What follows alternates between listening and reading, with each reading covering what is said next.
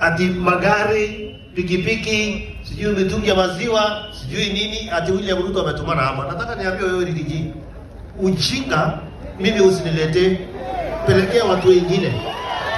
Mimi nimefanya kazi kwa miaka mingi. Wewe ulishinda ukaa kwa serikali, ulishinda utafuta marafiki. Hiyo mranga unaongea ama penye unaongea sijui, wewe umepea nini hao watu? Kazi yako kila siku ni kuamuka na kuhara kwa mdomo yako. Unahara kwa mdomo yako. Hakuna siku unapanga mambo ya maendeleo. Ulikuwa kwa uongozi kwa mwaka 2. Utuoneshe toilet tulijenga huko Mount Kenya. Utuongeze kazi ulifanya. Sasa naona sasa anaongea maneno mengi ati hivi yote William Ruto ametuma. Kwani William Ruto ako na makende, sisi hatuna makende? Waambia nikijaa wache ujinga na wache ushenzi. Sisi tutafanya kazi, tutafanyia wananchi wetu kazi, tutatembea hiyo Mount Kenya, hatuwezi tukatembea bure vile wewe unatembea bure ukiongea matope. Na nataka nimwambie wewe Mr. Dorcas, wacha kwanza kutembea na bibi yako kila siku. Hakuna mwanaume anatembea na mwanamke akitembea akifanya siasa. Wacha ujinga na wacha utoto.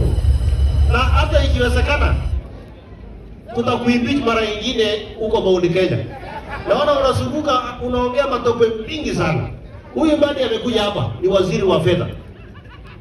Ukiuliza Mbadi hata shilingi moja ya serikali kama iko hapa, yeye mwenyewe ametuletea 1.5 million kuongezea kutoka kwa mfuko yake.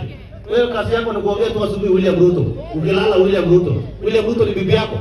Usiende utafuta William Ruto wewe ambaye ndio unaswapidi mshenzi.